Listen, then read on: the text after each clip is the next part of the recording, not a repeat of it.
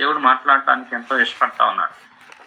యేసుక్రీస్తు ప్రభు వారి యొక్క లైఫ్‌ని గాని మనం ఒకసారి పరిశీలన చేసినప్పుడు, యేసుక్రీస్తు ప్రభు వారి యొక్క జీవితంలో ఆయన ఏం సెలవిచ్చాడంటే, ఒకసారి యోహాను సువార్త 6వ అధ్యాయము, యోహాను సువార్త 6వ అధ్యాయము 38వ వచనం ఎవరైనా చదివి వినిపించాలని కోరుతా ఉన్నాను.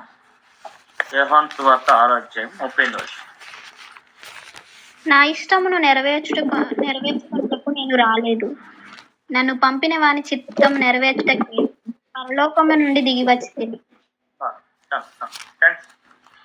నా ఇష్టమును నెరవేర్చుకొనుటకు నేను రాలేదు అని చెప్తూ, నన్ను పంపిన వాని చిత్తం నెరవేర్చుటకే పరలోకము నుండి దిగి వచ్చి తిని.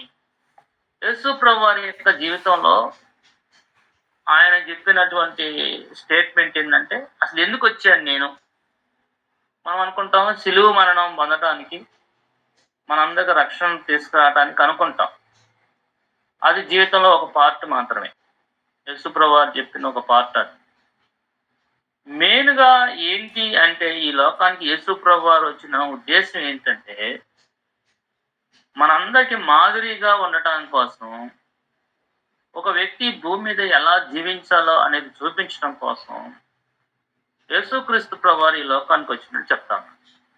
ఈ లోకానికి వచ్చి ఆయన ఏం చెప్తా ఉన్నాడంటే, నా ఇష్టమును నెరవేర్చుకొనుటకు నేను రాలేదు, నన్ను పంపిన దేవుని చిత్తం నెరవేర్చుటకే పరలోకము నుండి నేను దిగి వచ్చాను అనే మాట చెప్తాను. 33వ వచనంలో మనం చూస్తే పరలోకం నుండి దిగొచ్చాను అంటాడు. 38వ వచనంలో చూస్తే నేను పరలోకం నుండి దిగొచ్చాను అని అంటాడు. 50వ వచనం చూస్తే అందులో కూడా నేను పరలోకం నుండి దిగి వచ్చాను అంటాడు. 51వ వచనం చూస్తే నేను పరలోకం నుండి దిగి వచ్చాను. అలాగే 58వ వచనం చూస్తే నేను పరలోకం నుండి దిగి వచ్చానన్న మాట మనం చూస్తాం. అంటే 5 సార్లు ఈ చాప్టర్లోనే 5 సార్లు ఏముందంటే, నేను పరలోకంలో నుండి దిగి వచ్చాను, పరలోకం నుండి దిగి వచ్చానని మాట చెప్తాను. ఎందుకు వచ్చావయ్యా నువ్వు? ఎందుకు ఏంటి ప్రభువా నువ్వు ఈ లోకానికి వచ్చింది? ఎందుకంటే నా ఇష్టం కాదు, నన్ను పంపిన వాని చిత్తం అవుతుంది. ఆ చిత్తం నెరవేర్చడానికి నేను వచ్చాను. యేసు ప్రభువారి యొక్క జీవితంలో అత్యధికమైన భాగం ఆయన చిత్తానికి దేనికి లోబడ్డాడంటే, మరియా మార్తలకు లోబడ్డాడు. 30 సంవత్సరాలు సంపూర్ణ పరిపూర్ణత కలిగిన మానవుడు అసంపూర్ణ పరిపూర్ణత లేని, పరిపక్వం లేని, మరి తనకన్నా జ్ఞానం లేనటువంటి యేసోబు మరియమ్మలకి యేసు ప్రభు వాళ్ళ కిందకి వెళ్ళి పరిపూర్ణ మానవుడు అన్నటువంటి దేవుడు అయినటువంటి యేసుక్రీస్తు ప్రభువారు, నువ్వు వెళ్ళి వాళ్ళకు లోబడి ఉండాలి, వాళ్ళ కింద నువ్వు ఉండాలి, వాళ్ళు చెప్పిన మాట వినాలి. యేసు నువ్వు ఈ పని చేయి, నువ్వు పలానా చోటకి వెళ్ళు, ఇదిగో ఈ పని చేసిరా, ఈ వస్తువు వాళ్ళకి ఇచ్చిరా, నువ్వు ఇక్కడికి వెళ్ళు, ఇది ఊడు అంటే ఈ పని చేయమంటే ఆయన అలాగా తండ్రి అయిన దేవుడు ఇష్టమైందనమాట. ఏంటంటే ఎక్కువ యేసు ప్రభువు తాను జీవించిన జీవితంలో 30 సంవత్సరాలు దేవుడు దేన్ని చేయటానికి ఇష్టపడ్డాడంటే, తల్లిదండ్రులకి అయిన ఈ లోక తల్లిదండ్రులైనటువంటి యోసేపు మరియమ్మ యొక్క జీవితంలో వారి కింద ఉండటానికి తండ్రి అయిన దేవుడు ఇష్టపడ్డాడు. తర్వాత 30 సంవత్సరాల తర్వాత దేవుడు ఏం చేయమన్నాడో అది చేయటానికి ఇష్టపడ్డాడు. ఒకసారి మనం యోహాను సువార్త 5వ అధ్యాయం 19వ వచనం చదువుదాం. 19 చదవండి. 5:19.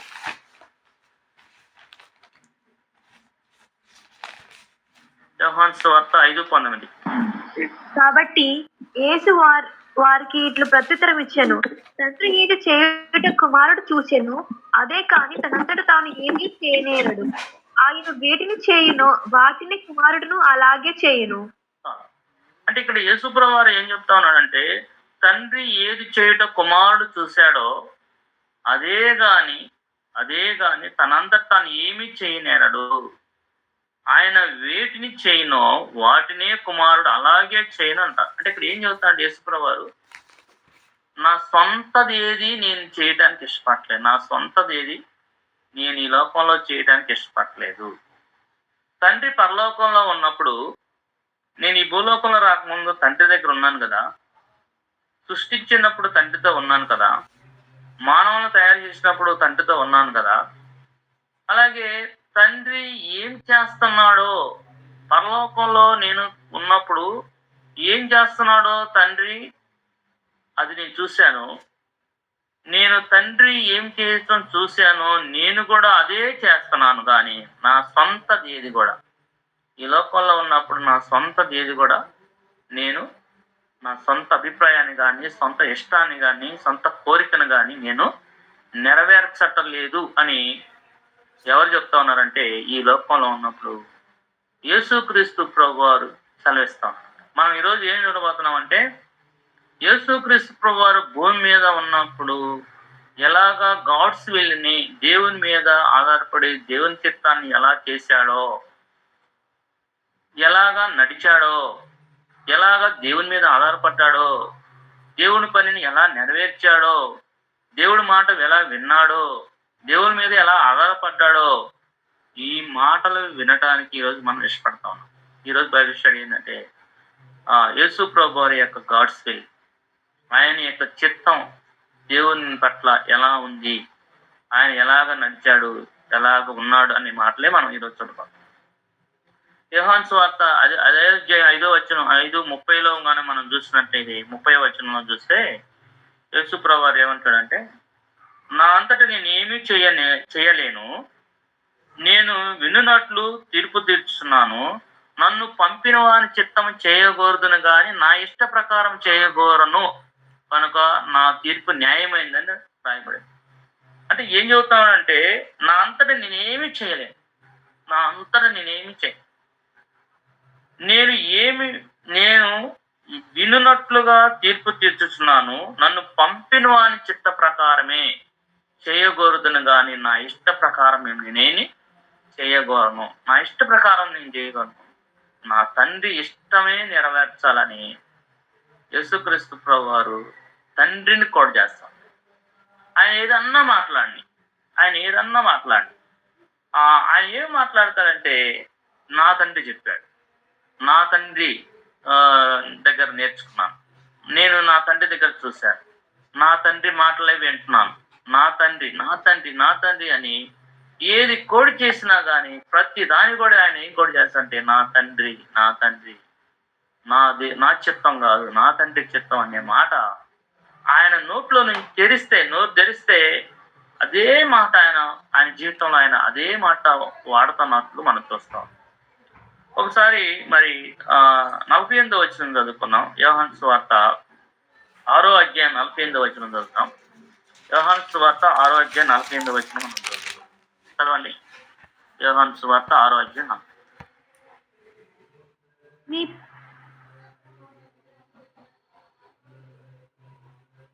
మొత్తగా 5:40 కదా, 6:40.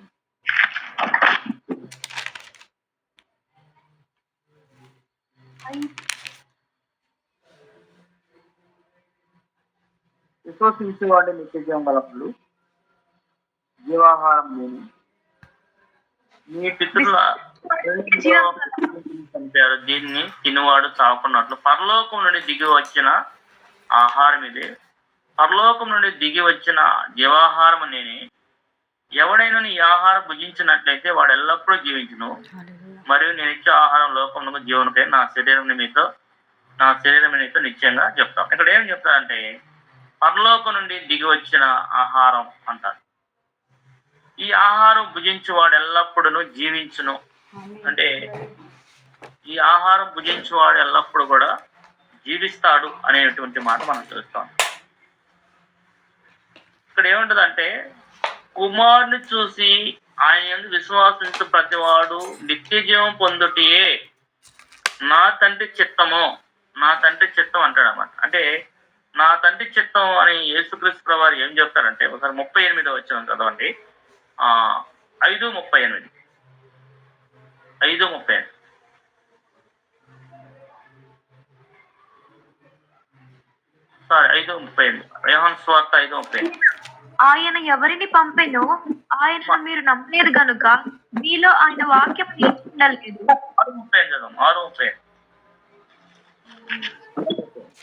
అందుకు యేసు వారితో ఇట్లా నేను జీవాహారము నేనే, నా ఎద్దుకు వచ్చేవాడు ఏ మాత్రమును ఆకలి కొనడు, నా యందు విశ్వాసం ఉంచేవాడు ఎప్పుడును దప్పికొనడు. ఒకసారి 38 నేను చదువుతాను. నా ఇష్టం నెరవేర్చుకున్నట్టుకు నేను రాలేదు, నన్ను పంపిన వాని చిత్తం నెరవేర్చుటకే పరలోకం నుండి దిగి వచ్చిందని అని ఉంటది అనమాట. నా తండ్రి చిత్తము నెరవేర్చుటకే, నన్ను పంపిన వాని చిత్తం నెరవేర్చుటకే పరలోకములో నుండి నేను దిగి వచ్చాననే మాట యేసుక్రీస్తు ప్రభువారు చెప్తారు. యేసుక్రీస్తు ప్రభువారి యొక్క లైఫ్ లో మనం చూస్తా ఉన్నప్పుడు యేసుక్రీస్తు ప్రభువారు ఏం కోట్ చేస్తా ఉన్నారంటే, నన్ను పంపిన వాని చిత్తం నెరవేర్చాలి, అదే నాకు ఆహారమే. ఒకసారి మరి మనం ఇలాగే చూస్తే యోహాను సువార్త 4వ అధ్యాయంలో యేసు ప్రభువారు సమరయ మార్గానికి వెళ్తా ఉన్నప్పుడు, సమరయ మార్గంలోకి వెళ్ళి అక్కడ బావి దగ్గర సమరయ స్త్రీతో మాట్లాడుతూ ఉన్నప్పుడు శిష్యులు వచ్చి భోజనం చేయమని వేడుకుంటారు. ఒకసారి చూడండి, యోహాను సువార్త 4వ అధ్యాయము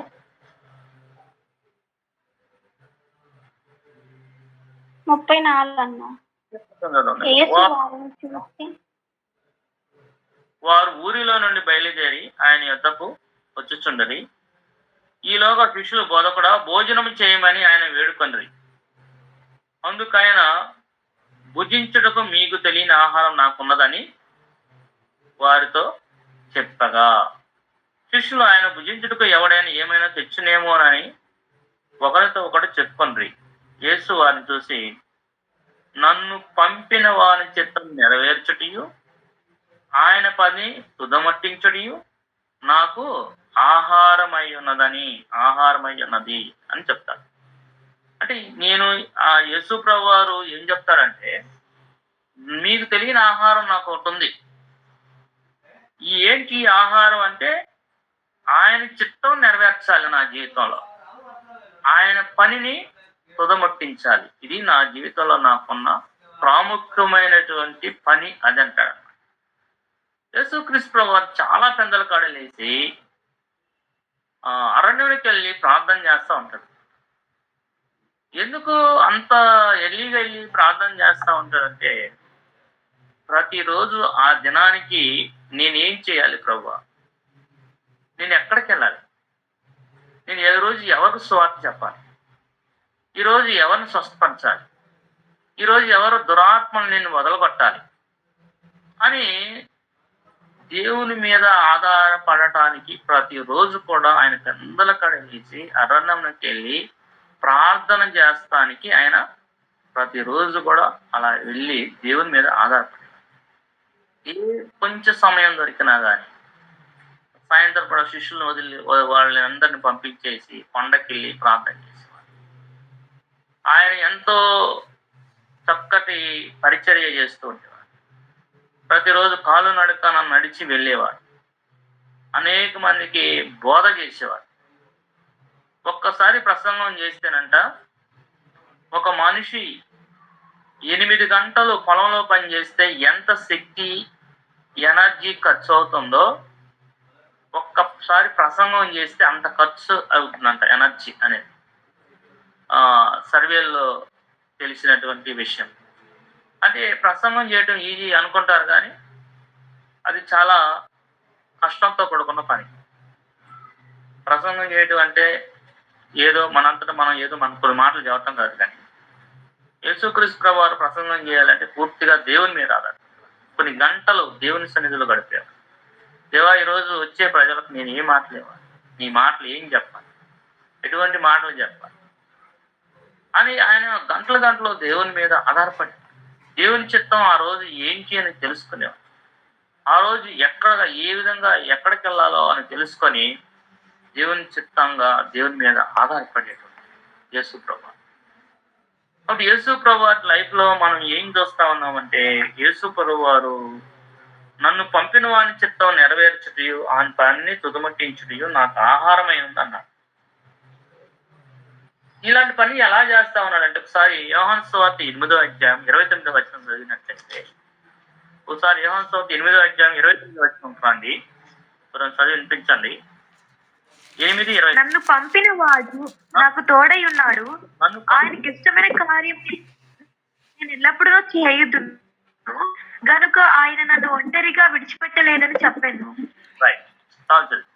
నన్ను పంపిన వాడు నాకు తోడై ఉన్నాడు, ఆయనకి ఇష్టమైన కార్యం నేను ఎల్లప్పుడూ చేయుదును గనుక ఆయన నన్ను ఒంటరిగా విడిచిపెట్టలేదు అని చెప్తారు. యేసుక్రీస్తు ప్రభువారు నన్ను ఒంటరిగా విడిచిపెట్టలేదండి. ఎందుకు విడిచిపెట్టలేదంటే ఆయన నన్ను పంపాడు. ఆయన నన్ను పంపటమే కాదు, నాకు తోడై ఉన్నాడు. దేవుడు నాకు తోడై ఉన్నాడు. నిజంగా దేవుడు తోడుగా లేకపోతే ఆయన అంత గొప్ప కార్యాలు చేసేవాడు. యేసుక్రీస్తు ప్రభువారు శరీరధారిగా ఉన్నాడు, 100% రక్త మాంసాలు కలిగిన ఒక మనిషిలాగా జీవిస్తా ఉన్నాడు. ద సేమ్ టైం 100% దైవ మానవుడిగా ఉంటా ఉన్నాడు. అయినా కానీ ఆయన మానవ శరీరం ధరించినట్టు వాడుగా ఉన్నాడు. కాబట్టి శోధనలు ఆయన కూడా వస్తాయి. కాబట్టి శోధనలు జయించాలంటే దేవుని శక్తి ఆయనకి కావాలి. మన వల్లే ఆయన అన్ని విషయాల్లో శోధించబడ్డాడని రాయబడి, కానీ ఎక్కడ కూడా ఆయన పాపం లేని జీవితం జీవించాడు. దేవుని చిత్తం జరిగించడంలో ఒక మనిషికి కావలసిన ప్రాముఖ్యమైన విషయం ఏంటంటే పరిశుద్ధంగా జీవించడం అన్నమాట. పరిశుద్ధంగా జీవించాలి. పాపం లేని జీవితం ఎవరైతే జీవించడానికి ఇష్టపడతారో, అనగా పాపాన్ని అప్పుడు హృదయ శుద్ధి గలవారు ధన్యులు, వారిని దేవుని చూస్తారంటారు. దేవుణ్ణి చూసినప్పుడు దేవుడి స్వరం మనకు అర్థమైంది. మనం పాపం లేని జీవితం జీవిస్తా ఉన్నప్పుడు నిజంగా దేవుడు మనతో ఉంటాడు, మన పక్షాన ఉంటాడు. యోసేపుకు దేవుడు తోడై ఉన్నాడు, దానియేలుకు దేవుడు తోడై ఉన్నాడు. దానియేలు కూడా అపవిత్రమైన దాన్ని పూజించకూడదని నిర్ణయం చేసుకున్నాడు. యేసేపు కూడా మరి ఒక పరస్త్రీ వచ్చి శయించమని అడిగితే, ఇంత గొప్ప దుష్కార్యము నేను ఎలాగా చేస్తాను, ఇది దుష్టుడి కార్యము, నేను పరలోకాన్ని ఎలాగా విరోధంగా దేవునికి విరోధంగా పాపం చేస్తానని అతను మరి మాట్లాడిన మాటలు మనం జ్ఞాపకం. ఎప్పుడు ఎందుకు ఇలాగా వాళ్ళు చేయగలిగారు, ఒక యవనస్తులయ్యండి ఎలాగా వీళ్ళు చేయగలిగారనే మాట మనం అర్థం చేసుకుంటే వాళ్ళు దేవుడు తోడైనాడు. నేను ఆలోచిస్తా ఉంటాను, దేవుడు ఒక వ్యక్తికి ఎప్పుడు తోడై ఉంటాడంటే దేవుని చిత్తానుసారంగా నడుస్తా ఉన్నప్పుడు, దేవుడు లాగా పరిశుద్ధంగా జీవించడానికి అప్పుడు, దేవుడు కోసం పరిశుద్ధంగా దేవుని సన్నిధిలో పాకులాడినప్పుడు, దేవుడి సన్నిధిలో సమయం గడుపుతూ, దేవా ఈ కార్యం నాకు అసహ్యమైనది, ఇది నాలో నుంచి తొలగించు ప్రభు అని ఎవరైతే ఇష్టపూర్వకంగా ప్రార్థన చేసుకుంటారో అప్పుడు దేవుడు వాళ్ళని పరిశుద్ధపరిచి అర్హమైన పాత్రగా ఎంచి దేవుడు వాళ్ళని ఎన్నుకుంటాడు, ఏర్పరచుకుంటాడు, తన ద్వారా పరిచర్య జరిగించుకుంటాడు. దేవునికి ఇష్టం లేకుండా మరి ఏ వ్యక్తిని కూడా దేవుడు వాడుకున్నా కానీ అది అంత మనం కార్యం చేసిన వాళ్ళలాగా ఉంటాం, కానీ పని చేస్తాం, కానీ ఫలితం లేని పని చేసిన వాళ్ళు, ఫ్రూట్ లేని పనిగా, చెట్టు ఉంటుంది కానీ కాయలు లేనటువంటి పని చేసినటువంటి వారిగా, ఉపయోగం లేని వారిగా, ఎవరికి ఉపయోగం లేని వారిగా ఉపయోగపడే వ్యక్తులుగా ఉంటామేమో. అందుకని యేసుక్రీస్తు ప్రభువు అంటా ఉన్నారు, నన్ను పంపిన వాడు నాకు తోడై ఉన్నాడు, ఆయనకిష్టమైన కార్యము నేను ఎల్లప్పుడూ చేయను. అసలు ఎంత మంచి మాట, ఎల్లప్పుడూ. లేదు కొన్నిసార్లు మనమైతే మన పనులు, మన దేవునికి ఇష్టమైన కార్యాలు కొన్నిసార్లే చేస్తామేమో, కొన్నిసార్లు ఆయనకి ఇష్టమైన పనులు చేస్తున్నాం, అన్నిట్లో చేయట్లేదేమో. కానీ దేవునికి ఇష్టమైన కార్యం ఎల్లప్పుడూ చేయాలి ప్రభువా నా జీవితంలో. ఎంత ఖర్చైనా పర్లేదు, ఎంత నష్టమైనా పని లేదు. నా కోసం నువ్వు ప్రాణం పెట్టావు, నా కోసం నువ్వు పరలోకం వదిలిపెట్టొచ్చావు, నా కోసం నువ్వు సమస్తాన్ని ఇచ్చావు ప్రభువా. నీలాగా ప్రేమించే వాళ్ళు ఎవరు లేరు నాకు. నీలాగా ఈ లోకంలో నన్ను ప్రేమించిన వాళ్ళు, దగ్గర తీసుకున్న వాళ్ళు, నన్ను పాపం నుంచి రక్షించిన వాళ్ళు, నిత్య నాశనం నుండి నన్ను రక్షించిన వాళ్ళు ఎవరు లేరు ప్రభువా. నువ్వు నా కోసం ఇంత చేసావు, నా జీవితం నీకు సమర్పిస్తున్నాను. సజీవ యాగంగా మన జీవితాలను ఆయనకి సమర్పించండి అని పౌలు గారు బతిమలాడుకుంటా ఉన్నాడు. మిమ్మల్ని బతిమలాడుకుంటున్నానంట. ఏది మన జీవితంలో నిలిచిద్ది, మనం ఏం చేస్తే నిలిచిద్ది అనే విషయాన్ని మనం ఆలోచన చేస్తే, ఒకసారి యోహాన్ పత్రిక 2వ అధ్యాయం చదువు. యోహాన్ రాసిన పత్రిక 2వ అధ్యాయం మనం 15 వచనం 16, 17 చదువున్నాం. యోహాన్ రాసిన మొదటి పత్రిక 2వ అధ్యాయం 15, 16, 17 వచనం చదువు. దయచేసి ఈ లోకమునైనను లోకంలో ఉన్న వాటినైనను ప్రేమింపకుడి. ఎవడైనా లోకమును ప్రేమించిన ఎడల తండ్రి ప్రేమ వానిలో ఉండదు. లోకములో ఉన్నదంతయు అనగా శరీరాశయు, నేత్రాశయు, జీవపు డంబమును తండ్రి వలన పుట్టినవి కావు. అవి లోక సంబంధమైనవే. లోకమును దాని ఆశయు గతించిపోచినవి కానీ దేవుని చిత్తము జరిగించువాడు నిరంతరమును నిలుచును. దేవుని చిత్తం జరిగించువాడు నిరంతరము నిలుస్తాడన్న. ఈ లోకాన్ని గాని లోకంలో ఉన్న దాన్ని గాని ప్రేమించొద్దు అన్నాడు పౌలుగా. యోహాను అని బాగా అయినటువంటి యేసుప్రభు శిష్యుడు చెప్తా ఉన్నాడు, ఈ లోకాన్ని గాని లోకంలో ఉన్నదాన్ని గాని ప్రేమించొద్దు. ఇందాక రోమిలికి రాసిన పత్రికలో 12వ అధ్యాయం ఈ లోక మర్యాదను అనుసరించొద్దు అని పౌలు గారు చెప్తా ఉన్నాడు. ఇక్కడ యేసుప్రభుకి ఇష్టమైన శిష్యుడు ఏం చెబుతా ఉన్నాడంటే, ఈ లోకాన్ని గాని లోకంలో ఉండదాన్ని గాని ప్రేమించొద్దు, ఎందుకంటే అందులో తండ్రి ప్రేమ లేదు. లోకము, లోక ఆశ గతించిపోతాయి, కానీ నిలిచేది ఏంటి? ఈ లోకంలో నిలిచేది ఏంటనే విషయాన్ని మనం చూస్తే, దేవుని చిత్తమును జరిగించువాడు నిరంతరము నిలుచును.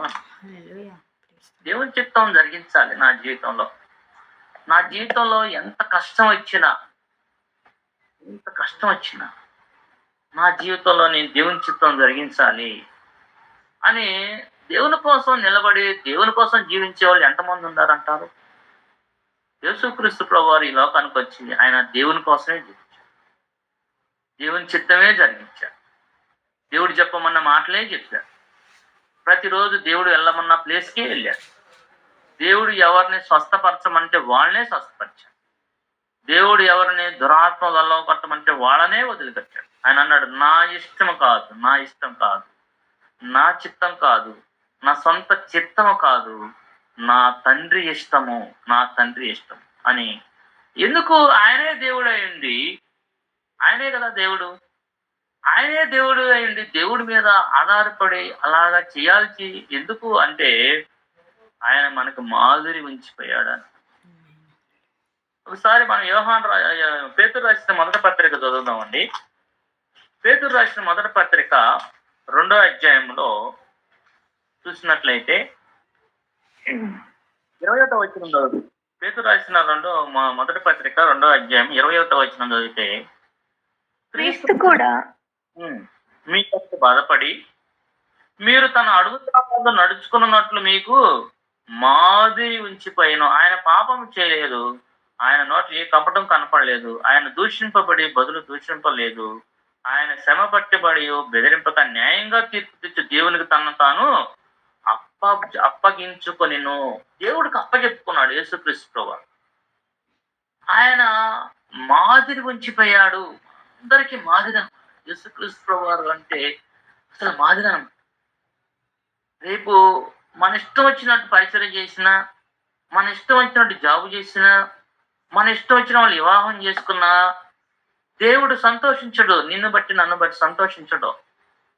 యేసుక్రీస్తు ప్రభువారు బాప్తిసం తీసుకొని బయటికి రాగానే పరిశుద్ధాత్మ దేవుడు పావురమలే ఆయన మీదకి వచ్చినప్పుడు పరలోకంలో నుండి తండ్రి అయిన దేవుడు ఏమని ఆయన గురించి చెప్పాడంటే, ఈయన నా ప్రియ కుమారుడు, ఈయన యందు నేను ఆనందిస్తున్నాను అన్నాడు. ఈయన యందు నేను అంతవరకు ఆయన ఎవరికి సువార్త ప్రకటించలేదు, ఒకళ్ళలో కూడా రక్షణ పొందలేదు, ఒక గ్రామానికి వెళ్ళి సువార్త ప్రకటించలేదు. అయినా కానీ యేసుక్రీస్తు ప్రభు వారిని చూసి తండ్రి అయిన దేవుడు, పరిశుద్ధాత్మ దేవుడు ఎంతగా ఆనందిస్తా ఉన్నారంటే, ఈయన నా ప్రియ కుమారుడు, ఈయన యందు నేను ఆనందిస్తాను. ఏంటి ఆనందం? ఏం చేయకుండానే అంత ఆనందం ఏంటంటే, ఆయన తండ్రి ఈ లోకంలో ఉండే తల్లిదండ్రులకు విధేయత చూపించేవాడిగా, వాళ్ళకు లోబడ్డాడు. ఒకసారి యేసుక్రీస్తు ప్రభువు 12 సంవత్సరాలప్పుడు వారు యెరూషలేము దేవాలయానికి పోయి అక్కడ వాడుకు చొప్పున వాళ్ళకు ఇవ్వాల్సిన బలులు అర్పించడానికి వెళ్ళి యేసు ప్రభువారిని వదిలేసి వెళ్ళినప్పుడు పెద్దలతో కూర్చొని మాట్లాడుతా ఉన్నప్పుడు వాళ్ళు తిరిగి వచ్చి ఆయన కనుక్కున్నప్పుడు ఏమంటాడంటే, నేను నా తండ్రి పనుల మీద ఉండాలని మీకు తెలియదా అంటాడు. నా తండ్రి పనుల మీద ఉన్నానని మీకు తెలియదా? అంటే 12 సంవత్సరాలప్పుడే ఆయన ఎంత స్పృహ కలిగి ఉన్నాడు, ఎంత జ్ఞానం కలిగి అక్కడున్న పండితులతోటి మాట్లాడుతూ ఉన్నాడు అనే విషయాన్ని మనం అర్థం చేసుకుంటే, అక్కడున్న వాళ్ళు కూడా ఈయనకి ఎంత పాండిత్యం ఎక్కడి నుంచి వచ్చింది, ఈయన ఫలానా వడ్రంగి యోసేపు కుమారుడు గారా, ఇంత పాండిత్యం ఈయన ఎప్పుడు స్కూల్కి కూడా పోలేదు, ఇంత పాండిత్యం ఎక్కడి నుంచి వచ్చింది అబ్బాయి కానీ అక్కడున్న వాళ్ళందరూ కూడా ఆశ్చర్యపోతాం. యేసుక్రీస్తు ప్రభు వారి లైఫ్ లో చూస్తా ఉన్నప్పుడు ఆయన ఏది కూడా తన సొంతది చేయలేదు.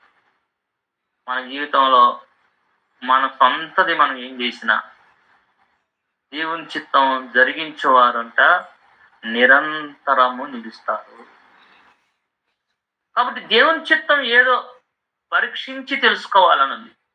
ఆయన చిత్తం ఏదో, ఆయన ఏం చెప్తా ఉన్నాడో, ఏం మాట్లాడుతా ఉన్నాడో, ఎక్కడికి వెళ్ళమంటా ఉన్నాడో, ఏం చేయమంటా ఉన్నాడో అని మనం పరీక్షించి తెలుసుకోవాలి. ఒకసారి యోహాను సువార్త 9వ అధ్యాయం 4వ వచనం చూద్దాం. యోహాను సువార్త 9వ అధ్యాయం 4వ వచనం చదవండి. ఎవరైనా చదివి వినిపించండి. యోహాను సువార్త 4వ అధ్యాయం 9వ వచనం.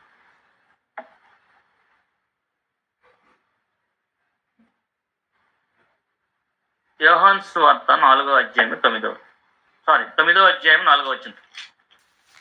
9వ అధ్యాయం. పగలున్నంత వరకు నన్ను పంపిన వారి క్రియలు మనము చేయుచుండవలెను, రాత్రి వచ్చుచున్నది, అప్పుడు ఎవరినూ పని చేయలేడు. Thank you.